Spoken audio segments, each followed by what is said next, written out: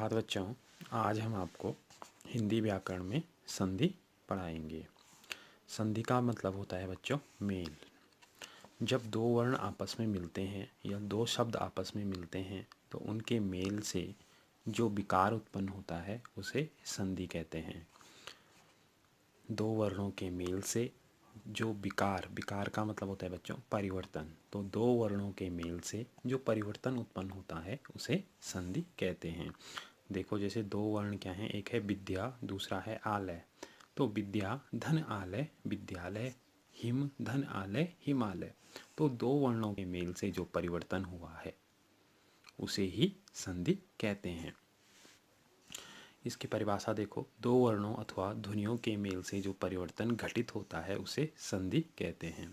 संधि वर्णों के मेल को कहते हैं या ध्वनियों के मेल को कहते हैं, क्योंकि ध्वनि के लिखित रूप को ही वर्ण कहा जाता है।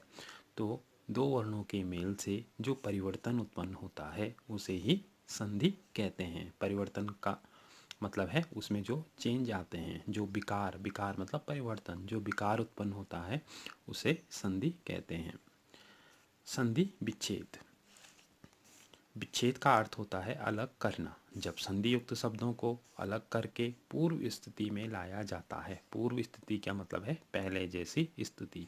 जैसे यहाँ पे ये विद्यालय शब्द था, अगर हम इसका विच्छेद कर दें विद्याधन आलय, तो ये विद्या और आलय पूर्व स्थिति में आ गए हैं। तो संधि विच्छेद का मतलब है कि जो शब्द हैं उनको पूर्व स्थिति में लाना संधि विच्छेद कहलाता है। जैसे वेदांत, वेद धन अंत वेदांत, धर्मात्मा धर्मधन आत्मा, महर्षि महाधन ऋषि, विद्यालय विद्याधन आलय। देखो विशेष में है, संधि करते समय इस बात का ध्यान रखें कि दो शब्द या पदों के मेल से एक सार्थक शब्द ही बने। ठीक है बच्चों, जब हम संधि करते हैं तो उस समय हमें ये ध्यान रखना चाहिए कि जिन दो शब्दों को हम मिला रहे हैं उनसे कोई सार्थक शब्द निकले। सार्थक का मतलब होता है जिसका कोई अर्थ निकले, उसे कहते हैं सार्थक। अब बच्चों संधि के भेद। तो संधि के निम्नलिखित तीन भेद होते हैं। संधि के कितने भेद होते हैं? तीन भेद होते हैं। नंबर 1 स्वर संधि, व्यंजन संधि और विसर्ग संधि। सबसे पहले बात करेंगे बच्चों हम स्वर संधि की। दो स्वरों के मेल से उत्पन्न विकार अथवा परिवर्तन को स्वर संधि कहते हैं। ठीक है, जब दो स्वर आपस में मिलते हैं और उनके मेल से जो विकार उत्पन्न होता है उसे स्वर संधि कहते हैं। जब दो स्वर आपस में मिलते हैं और उनके मेल से जो परिवर्तन उत्पन्न होता है उसे स्वर संधि कहते हैं। देखो जैसे राजा धन इंद्र, राजा का आ और इंद्र का ई दोनों स्वर हैं और आ और ई के मिलने से ए हो गया, परिवर्तन हो गया और ये बन गया राजेंद्र। तो इसको क्या कहेंगे बच्चों? हम स्वर संधि। परिभाषा के अनुसार ये होगा कि जब दो स्वर आपस में मिलते हैं और उनके मेल से जो विकार उत्पन्न होता है उसे स्वर संधि कहते हैं। जो स्वर संधि होती है बच्चों, स्वर संधि के 5 भेद होते हैं और ये पांचों भेद बहुत ही महत्वपूर्ण हैं। 5 भेदों में स्वर संधि में सर्वप्रथम आता है दीर्घ संधि, गुण संधि, वृद्धि संधि, यण संधि और अयाधि संधि। कितने भेद हैं स्वर संधि के? 5 भेद हैं। दीर्घ, गुण, वृद्धि, यण और अयाधि। दीर्घ संधि, गुण संधि, वृद्धि संधि, यण संधि और अयाधि संधि। सबसे पहले हम बात करेंगे दीर्घ संधि किसे कहते हैं। दीर्घ संधि में क्या होता है बच्चों? दो सजातीय स्वर आपस में मिलते हैं। सजातीय का मतलब होता है एक जैसा। जैसे आ और आ ही आपस में मिलेंगे, ई और ई ही आपस में मिलेंगे, ऊ और ऊ आपस में मिलेंगे, तो इसको कहते हैं सजातीय स्वर।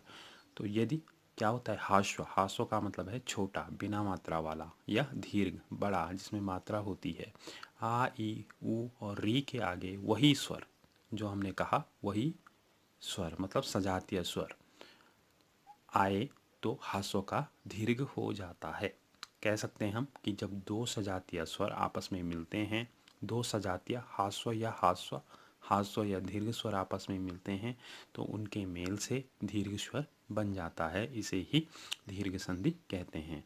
जैसे नाम से स्पष्ट है, दीर्घ संधि। दीर्घ इसलिए कहते हैं कि हासो स्वर अगर आप हासो स्वर से मिलेगा तो तब भी दीर्घ बनेगा, या दीर्घ स्वर हासो से मिलेगा तब भी दीर्घ बनेगा, इसलिए इस संधि को दीर्घ संधि कहा जाता है। इसमें दूसरे जो ध्यान रखने योग्य बात है वो ये है कि इसमें हमेशा आपस में सजातीय स्वर मिलते हैं। जैसे आ का मेल आ से हुआ तो आ बना दीर्घ। धर्म धन अर्थी, धर्मार्थी। धर्म धन आत्मा, धर्मात्मा। रेखाधन अंकित, रेखांकित। छात्राधन आवास, छात्रावास। ये आ से संबंधित उदाहरण थे। अब ई से, ई और ई के मेल से भी बड़ा ई बनेगा। कविधन इंद्र, कविंद्र। कपिधन ईश, कपीस। महीधन इंद्र, महेंद्र। रजनीधन ईश, रजनीश। ऊ का एग्जाम्पल देखो बच्चों, ऊ और ऊ के मेल से क्या बनता है, बड़ा ऊ बनता है। जैसे सुधन उक्ति, सूक्ति। लघुधन ऊर्मि, लघूर्मि। वधुधन उत्सव, वधूत्सव। भूधन ऊर्ध्व, भू ऊर्ध्व।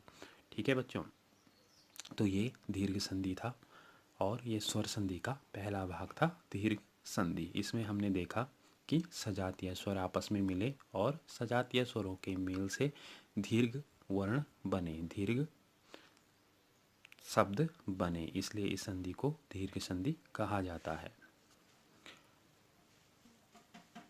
बच्चों, बाकी की जो बची हुई संधि हैं उसको हम दूसरे वीडियो में पढ़ाएंगे। तब तक आप दीर्घ संधि के जितने भी उदाहरण हैं उनको अपनी रफ कॉपी में अच्छे से इनका क्या करोगे, इनकी पुनरावृत्ति करोगे, ताकि आपको दीर्घ संधि को समझने में किसी भी प्रकार की कोई दिक्कत ना हो। तब तक के लिए धन्यवाद।